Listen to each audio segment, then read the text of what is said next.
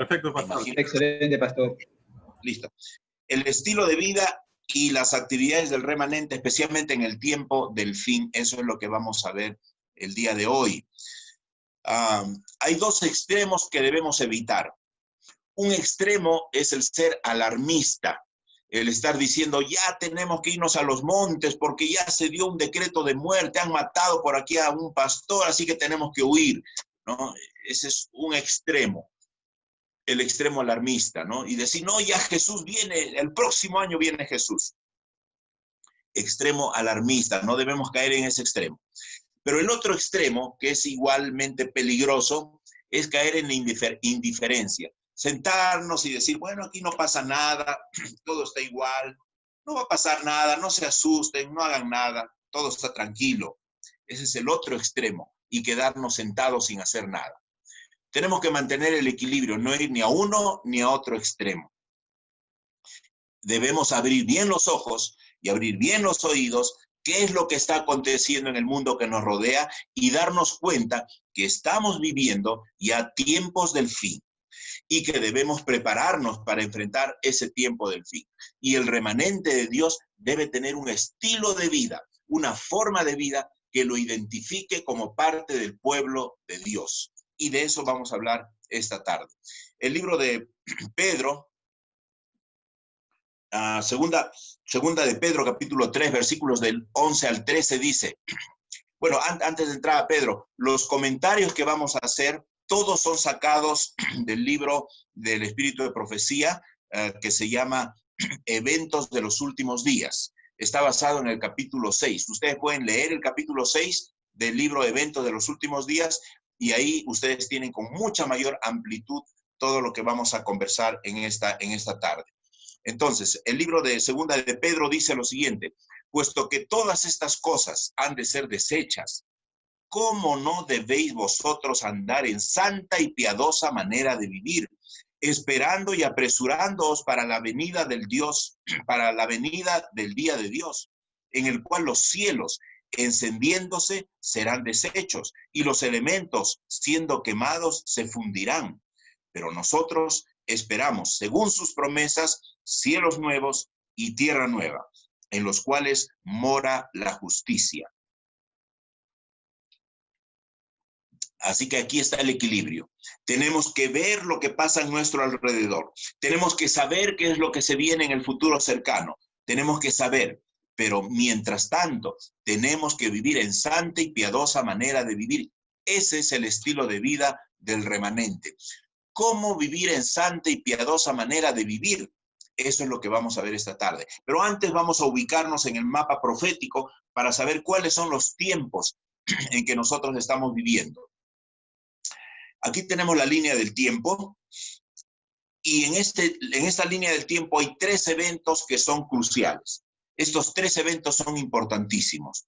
¿Cuáles son estos 3 eventos que son hitos en la historia del pueblo de Dios? En primer lugar, tenemos el fin del tiempo de gracia, luego tenemos la segunda venida de Jesús y finalmente la tercera venida de Jesús. Y ya no sabemos más, porque la Biblia ya no nos reveló más, ¿no? Después de la tercera venida de Jesús, vivir por la eternidad con el Señor. Pero no sabemos ya los detalles allí, ¿no? Ya no conocemos esos detalles. Nosotros estamos aquí, este es el hoy, aquí estamos nosotros. En esta etapa. En esta etapa actual, en el tiempo presente, hay algunas cosas que deben suceder o que están ya sucediendo. ¿Cuáles son esas cosas? Por ejemplo, se está viviendo o ya está por vivirse el tiempo del sellamiento. No sabemos exactamente en qué momento, pero es en esta etapa, en esta época actual, el sellamiento. Los hijos de Dios deben ser sellados para la salvación.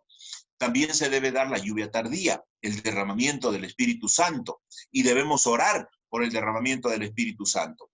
También en estos tiempos se debe dar el fuerte pregón, la predicación del Evangelio. Debemos predicar con templos abiertos o con templos cerrados, tenemos que predicar. Tenemos que predicar el evangelio, tenemos que anunciar a otros lo que se viene, prevenir lo que se viene. Es el tiempo de la predicación. A veces usamos las redes sociales solo para hablar del coronavirus, solo para hablar o reenviar mensajes que ni sabemos si son ciertos o no son ciertos. Debemos usar toda herramienta para predicar la palabra de Dios. Algunos, el 90% de lo que escriben es coronavirus. Y algunos nos hemos convertido en evangelistas del coronavirus. No, el 90% más bien debiera ser de compartir el mensaje de esperanza, el mensaje que nos ha dejado el Señor en su palabra. Y podemos, por supuesto, también comentar algunas otras cosas, ¿no? Es parte de la vida. Este también es el tiempo del zarandeo. Aquí se ve quién es quién en el tiempo del zarandeo. Por ejemplo, ahora, los templos están cerrados. Algunos, como el templo se cerró, ya no estudian su Biblia, ya no oran, porque total, ¿para qué voy a estudiar mi lección si ya no voy a ir al templo a estudiar a la clase de la escuela sabática? Ya no estudio, ni devoción matutina, porque ya nadie me va a preguntar, ni reavivados, nadie va a saber. Es el tiempo de zarandeo. Ahí se ve quién es quién, quienes son fieles en medio de las circunstancias difíciles y quienes aprovechan estas cosas para apartarse del Señor. Yo los felicito a ustedes porque están conectados con el Señor y con su iglesia a través del Zoom, a través de la radio, a través de diferentes medios. Todo lo que podamos hay que usar para mantenernos en contacto con Dios y como iglesia. En este tiempo también se dará el tiempo de angustia previo.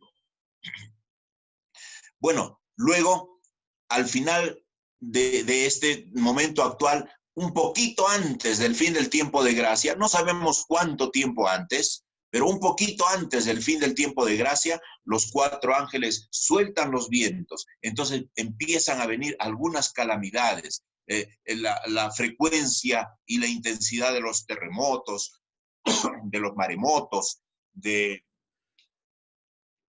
las diferentes catástrofes naturales que ocurren, accidentes, homicidios, etcétera. Los 4 ángeles sueltan los vientos. ¿Qué más ocurre? Cuando eso ocurra con más fuerza, entonces recién será el momento de abandonar las grandes ciudades. Tendremos que abandonar las grandes ciudades. Luego viene una persecución, una etapa de persecución. Por eso es que hay que abandonar las grandes ciudades. Más arriba, en el plano superior, tenemos que cuando se acaba el tiempo de gracia, al final del tiempo de gracia, empiezan la caída de las 7 plagas.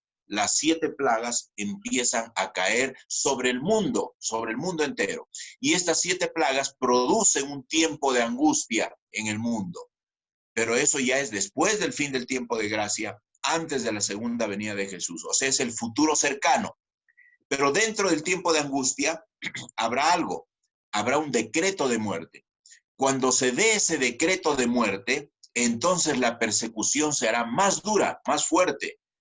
Y entonces será momento de huir de las pequeñas ciudades, salir aún de las pequeñas ciudades. En ese tiempo de persecución y con decreto de muerte, habrá un tiempo de angustia de Jacob, un tiempo de angustia cual nunca hubo. Este es un tiempo de angustia para el pueblo de Dios. Y al final vendrá la liberación. El pueblo de Dios será liberado y entonces vendrá el Señor Jesús por segunda vez. Pero antes de que venga el Señor Jesús por segunda vez, un poquito antes, no sabemos cuánto tiempo, cuántos días, cuántas semanas, pero un poquito antes de que venga el Señor Jesús por segunda vez, después que el pueblo haya sido liberado de la persecución y de la angustia, entonces se dará la resurrección especial. En esa resurrección especial resucita un grupo pequeño. ¿Quiénes resucitan? Algunos de los que han muerto con el mensaje del tercer ángel, de los 3 ángeles. O sea, después de 1844 en adelante, aquellos que se han mantenido fieles y leales a los mensajes de los 3 ángeles. Pero también resucitarán aquellos que participaron de la crucifixión de Jesús. Por eso Apocalipsis 1:7 dice que todo ojo le va a ver, aún los que le traspasaron. Por eso, antes de que venga Jesús, resucita este grupo especial. Es una resurrección especial, unos para vida eterna y otros para destrucción. Cuando viene el Señor Jesús por segunda vez, entonces se dará recién la primera gran resurrección. En la primera resurrección resucitan los justos, los que van a ser salvos, desde el primer muerto justo, Abel, hasta los últimos tiempos. se da la primera resurrección. Luego de la primera resurrección, luego de la segunda venida de Jesús, entonces viene el milenio, 1000 años que se van con Jesús a reinar.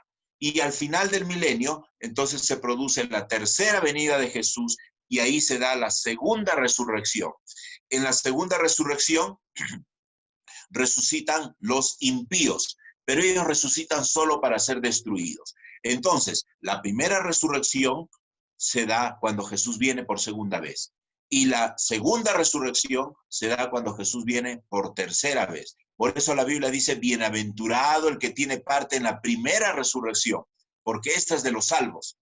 La segunda muerte, ¿no? En la segunda resurrección ya no tendrá poder sobre ellos. Así que hay 3 resurrecciones. Estas 2 son las grandes resurrecciones. Primera resurrección y segunda resurrección. Pero antes hay una resurrección especial de un grupo pequeño de personas. Así que este es nuestro mapa profético. Nosotros estamos en el hoy, estamos aquí, estamos en el presente.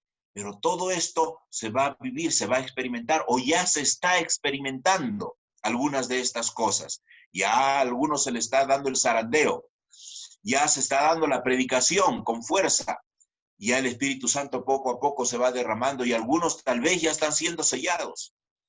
Así que, y esto de aquí, las plagas, el tiempo de angustia, angustia de Jacob, decreto de muerte y todo esto, es el futuro cercano, es el futuro cercano. Y para afrontar este futuro cercano y estar entre los que ven al Señor Jesús venir por segunda vez, tenemos que vivir una vida acorde a la vida de un cristiano, a lo que Dios quiere para sus hijos. ¿Cómo debe ser ese estilo de vida del cristiano? ¿Cómo debe vivir el remanente en los tiempos del fin?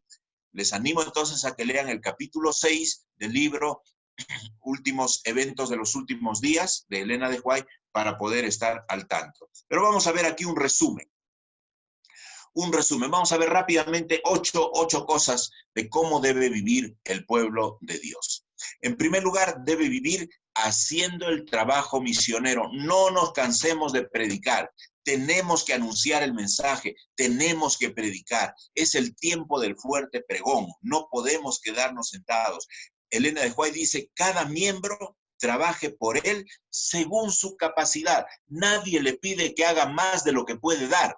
Pero todos tenemos alguna capacidad, todos podemos hacer algo, y eso que podemos hacer de acuerdo a nuestra capacidad, lo debemos hacer. Si sabes dar estudios bíblicos, da estudios bíblicos. Si sabes predicar, predica. Si sabes visitar a las personas, visita a las personas. Si sabes usar el Zoom, usa el Zoom y conecta a tus amigos para que escuchen los mensajes de la iglesia. Si sabes compartir cosas, comparte alimentos, medicamentos, lo que otros necesitan. Es el momento de ayudar, es el momento de predicar por precepto y por ejemplo, no solamente con palabras, sino también con hechos, con acciones. En cumplimiento de la comisión evangélica, cada uno debe trabajar de acuerdo a su capacidad. Cristo encomienda a sus discípulos una obra individual que no se puede delegar. No podemos encargar a otro. Yo no le puedo decir a mi hijo que haga las cosas que yo debo hacer. No le puedo decir a mi hermano que haga lo que yo debo hacer. Cada uno debe hacer su parte. La atención a los enfermos y a los pobres y la predicación del evangelio a los perdidos. Así que es tiempo de trabajar. Es momento de predicar de muchas formas, de muchas maneras, como cada uno pueda hacerlo. En segundo lugar,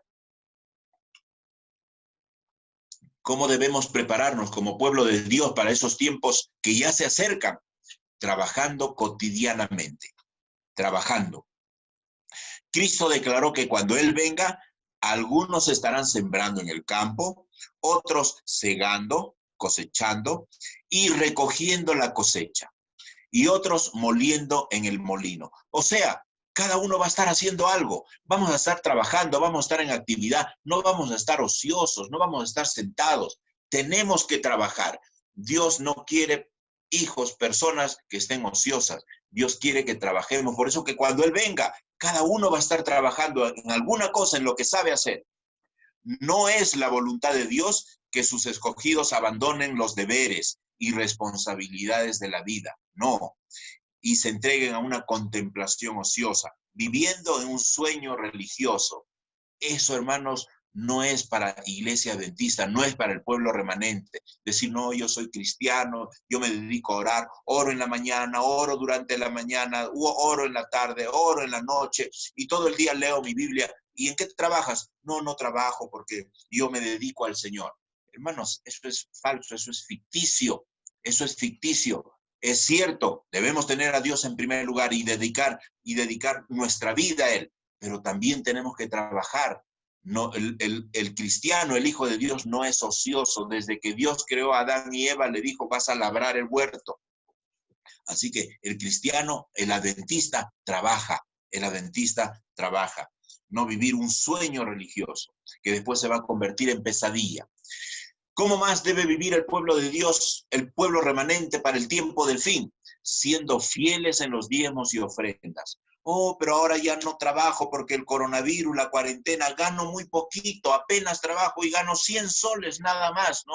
¿Y a cómo voy a dar mi diezmo? No importa, de lo que el Señor nos dé, de las bendiciones que el Señor nos dé. El Señor no nos pide que demos de lo que no tenemos. El Señor nos pide que demos de lo que Él nos bendice.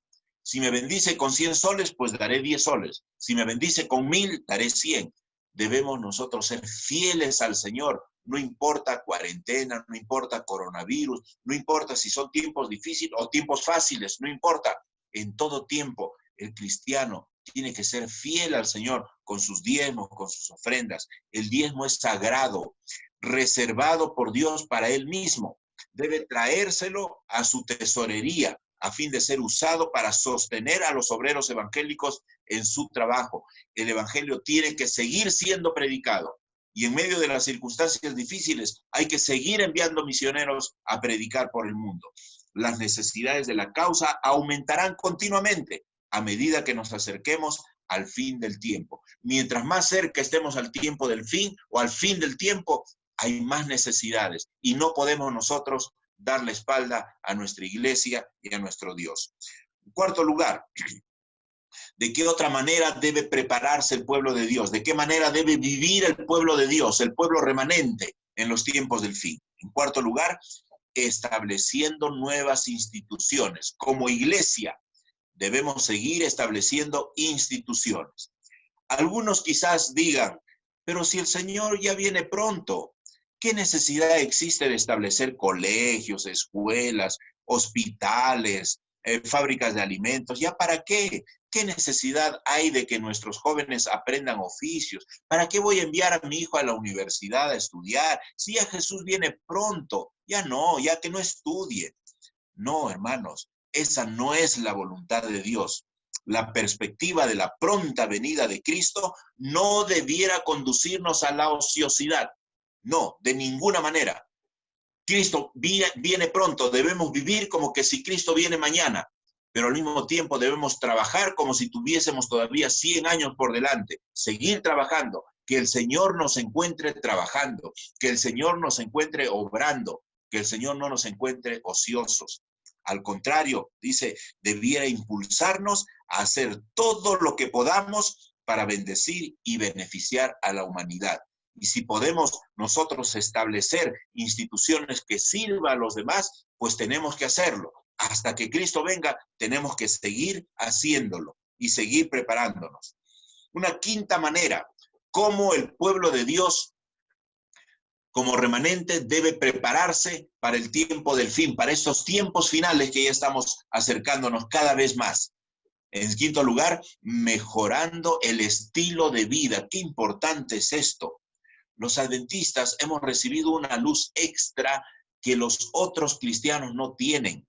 Nosotros tenemos los escritos de Elena de White, la luz menor que nos lleva a la luz mayor que es la Biblia. Y ahí nosotros tenemos instrucciones, indicaciones, orientaciones para que nuestro estilo de vida sea saludable. Nosotros debiéramos ir a la vanguardia, debiéramos ser los primeros en anunciar con nuestras palabras y con nuestro ejemplo el mejor estilo de vida. Dice la sierva del Señor, mientras tienen oportunidad, debieran por su propio bien adquirir conocimiento respecto a las enfermedades, a sus causas, a su prevención y a la cura. Y aquellos que hagan esto, por todas partes encontrarán un campo de labor. ¿Saben? Es bueno saber estas cosas sencillas, domésticas, cómo prevenir una enfermedad, cómo evitar un resfrío.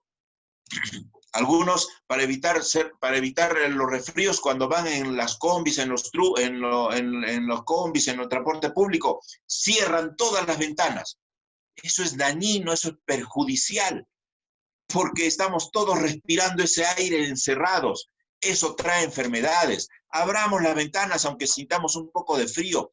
Es mejor que entre el aire a que estemos todos respirando aire contaminado. Y todas esas cosas debiéramos saber y predicar y hablar a los demás. Debiéramos conocer las enfermedades, por qué se causan las enfermedades, cómo prevenir las enfermedades y si es posible de manera doméstica, cómo se puede curar de manera sencilla a una persona.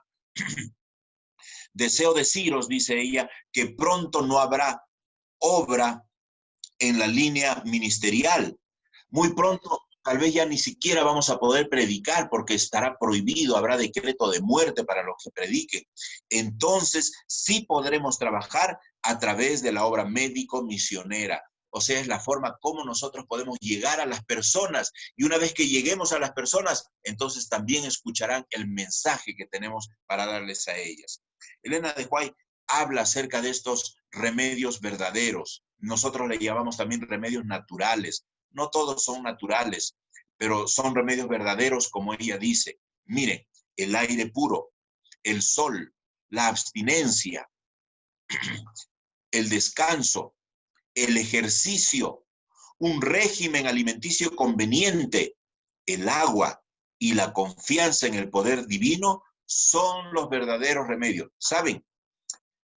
En este tiempo de coronavirus escucho a muchos que hablan, ¿no? Que hay que tomar ibuprofeno, que hay que tomar paracetamol, que hay que ponerse el barbijo, que hay que ponerse guantes, que hay que lavarse. Todo eso está bien, todo eso está bien. Tenemos que ser cuidadosos y prudentes. Cuando salimos de casa hay que ponernos el barbijo, hay que ponernos los guantes, hay que lavarnos a cada rato las manos con agua y jabón. Todo eso está bien. Pero casi a nadie escucho decir que mejore su estilo de vida. No escucho a los médicos decir que cambien el estilo de vida, que cuiden su alimentación. A veces nos alimentamos con tanta chatarra, a veces nos alimentamos con tanta basura que nuestros cuerpos, nuestros organismos no están preparados para enfrentar un resfrío o un coronavirus. Si nuestros cuerpos, desde que conocemos el mensaje, siguiésemos todo esto, ¿no? De respirar aire puro, salir a hacer ejercicios, abstenernos, la temperancia, el descanso, el agua, tomar mucha agua, alimentarnos correctamente, sin tanta grasa, sin tanta fritura, etcétera, sin tanta comida chatarra, nuestros cuerpos estarían más fuertes. Y si viene el coronavirus, el cuerpo lo va a resistir y por lo menos va a pasar la enfermedad con más facilidad. Pero no, se habla de otras cosas, ¿no? De ibuprofeno y otras cosas más, o de un caldito de no sé qué, y con eso uno se va a curar, cuando el verdadero remedio está aquí. Eso no quiere decir que nunca nos vamos a enfermar. Claro que sí, porque vivimos en un mundo de pecado y donde vivimos en un mundo contaminado. Es posible que nos enfermemos, es posible que nos contaminemos y nos contagiemos con el coronavirus también. Sí, es posible. No estamos libres, no estamos exentos, pero por lo menos nuestro cuerpo estará más fuerte, estará más preparado para enfrentar esas cosas. Así que ahí está lo que el Señor ha dejado. Ese es el testimonio que debiera dar. Qué lindo sería que se diga de todos los fallecidos que ha habido del pueblo adventista, ha sido muy poquitos, ¿no? Muy poquitos, tal vez por la edad, porque han sido ya ancianitos, viejecitos, o porque han tenido alguna otra enfermedad, ¿no? Pero qué lindo sería que digan, ¿qué tienen estos adventistas, no? ¿Qué tienen estos adventistas? ¿Qué hacen que ellos no tienen tanto contagio, no tienen tanto herido? ¿A qué se debe? Que estudien a los adventistas. Así que, hermanos, el Señor nos ha dejado esta luz y así debiéramos vivir como pueblo remanente, dando testimonio con una vida saludable. En sexto lugar, ¿cómo más, de qué otra manera debe prepararse el pueblo de Dios? ¿Cómo debe vivir el pueblo de Dios en estos tiempos del fin, el remanente del pueblo del fin? Ayunando y orando. debieran apartar días para el ayuno y la oración. Quizás no se requiera una abstinencia completa de alimento, pero debieran comer frugalmente de los alimentos más sencillos. Elena de White habla y recomienda el ayuno. Y Jesús también dijo, ¿no? El ayuno y la oración, cuán importantes son para la salud física, para la salud emocional y para la salud espiritual. Hay que ayunar. Ahora, no necesariamente tiene que ser un corte total, completo y radical de ninguna comida, ¿no? Uno puede comer, también hay diferentes tipos de ayuno y eso depende de cada uno, ¿no? Eso ya depende de cada uno en forma individual. Pero también se puede ayunar con frutas, ¿no es cierto? Comiendo frutas o alimentos muy sencillos. Realizando cultos familiares. Es una séptima forma de cómo debe vivir el pueblo de Dios, el remanente en los tiempos del fin, realizando los cultos familiares. ¿Y cómo debieran ser estos cultos familiares? Elena de White dice en el capítulo 6 de Eventos de los Últimos Días, que sean cortas y animadas las reuniones del culto familiar. Ok, aquí quiero hacer una pequeña aclaración y explicación. Una cosa es el culto familiar y otra cosa es el culto personal. Y otra cosa es el culto eclesial en la iglesia con los hermanos. Y nosotros debemos participar de los tres cultos. El culto personal, la devoción personal, el culto familiar en casa con la familia y el culto en la iglesia. Y si no hay templo, pues a través del Zoom. Este es el culto de la iglesia. En el culto personal, ese es el más importante, la devoción personal. Ahí es un encuentro individual, personal entre yo y Jesús. Y ese puede tomar el tiempo, todo el tiempo que se pueda. Mientras más tiempo tenemos de devoción personal, mejor. Y debiéramos dedicarnos ahí a orar, a conversar con el Señor y contarle todo lo que le queremos contar. Detalles grandes, detalles pequeños, todo. Debemos dedicar tiempo para la alabanza, para cantar al Señor, para estudiar su palabra y otras herramientas de apoyo, la escuela sabática, la devoción matutina, libros de Elena de White, etc. Podemos dedicar todo el tiempo que se requiera, que sea necesario al culto personal, a la devoción personal. Eso es infaltable, esa es la base, esa es la plataforma. Pero en el culto familiar, los cultos familiares, dicen, debieran ser cortos. La reunión familiar no debiera ser muy larga. ¿Por qué razón? Cada uno tiene su horario. Y si hacemos reuniones muy largas, a los niños, a los hijos los vamos a aburrir, porque ellos por la edad que tienen no están capacitados para un largo culto familiar. Hay que hacer cultos breves, amenos, sencillos, que haya alabanza. Y dice ella más, por lo menos debieran cantarse unas pocas estrofas de un himno animado, alegre, ¿no? Y la oración que se eleve debe ser corta y al punto. Miren, la oración personal, el culto personal puede ser largo, todo lo largo. Pueden orar 30, 40, 50 minutos, no hay ningún problema. Pero la oración en el culto familiar y en el culto en la iglesia tiene que ser oraciones cortas, sencillas, al punto, al grano. Hay algunos hermanos que cuando se les pide orar en la iglesia, oran largo, ¿no? Largo y oran por una cosa y otra cosa. ¿Saben qué? Mayormente estos hermanos que oran largo en público es porque en privado no oran. Es porque en su casa solitos no oran. Por eso que cuando tienen la oportunidad de orar en la iglesia, entonces oran largo para que vean, consagrado es este hermano, cómo ora. No, las oraciones públicas tienen que ser cortas, precisas, al grano, para el propósito específico. Pero en casa, en mi culto personal, ahí sí puedo derramar mi alma al Señor y decirle todo lo que quiero decirle. Y ahí puedo orar 50 minutos, no hay ningún problema. Es más, deben ser largas las oraciones personales, pero las oraciones en el culto familiar y en el culto de la iglesia debieran ser oraciones cortas, dice, al punto. El que dirige en oración no debiera orar por todas las cosas, sino que debiera expresar sus necesidades con palabras sencillas y su alabanza a Dios con gratitud. Así que hay algunas cosas que nosotros debiéramos ir corrigiendo en nuestra experiencia personal, en nuestra experiencia espiritual. Y una octava manera, cómo el pueblo de Dios se debe preparar, cómo el remanente se prepara para el tiempo del fin, manteniendo la unidad. El Señor Jesús oró en Juan 17, te pido que ellos sean uno, así como tú y yo somos uno, para que sepan, ¿no? Para que ellos sepan que son mis discípulos. ¿Cómo la gente va a saber que somos sus discípulos? Cuando mantenemos la unidad en la iglesia. Miren lo que dice la sierva del Señor. La única seguridad para cualquiera de nosotros consiste en no recibir ninguna nueva doctrina, ninguna nueva interpretación de las Escrituras, sin someterla primero a hermanos de experiencia. Cuando alguien me trae alguna cosa nueva, yo no debo inmediatamente creer todo lo que me dice eso nuevo, esa visita, ese hermano. Hay que consultar con la Biblia a ver si tiene razón y con los hermanos de la iglesia. Tal vez estoy interpretando mal, tal vez entendí mal, ¿ok? Hay que hacerse asesorar, porque dice que en los últimos tiempos se levantarán hombres y mujeres profesando tener alguna nueva luz o alguna nueva revelación que tenderá a conmover la fe de los antiguos hitos, ¿no? Vendrán unos diciendo, dentro de 3 años y medio viene el Señor Jesús, el año 2024 viene Jesús, o alguna otra cosa, ¿no? Cuando vienen con alguna cosa de estas, hay que estar atentos, no hay que tener cuidado, no hay que estar creyendo todas esas nuevas luces que vienen de afuera. No tratéis de dar al mundo ocasión de decir que somos extremistas, ¿no? Estar siendo alarmistas, decir, vámonos ya al monte, no, vámonos al monte. No, no demos al mundo la impresión de que nos acuse de que somos extremistas, que estamos desunidos, que uno enseña una cosa y otro enseña otra cosa.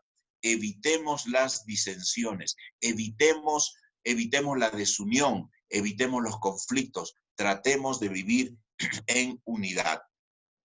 Nuevamente vuelvo a leer 2 de Pedro 3, pero resaltando el versículo, parte del 11 y el 12 que está ahí, dice, sabiendo que estamos viviendo y acercándonos al tiempo del fin, ¿cómo no debéis vosotros andar en santa y piadosa manera de vivir, esperando y apresurándoos para la venida del día de Dios?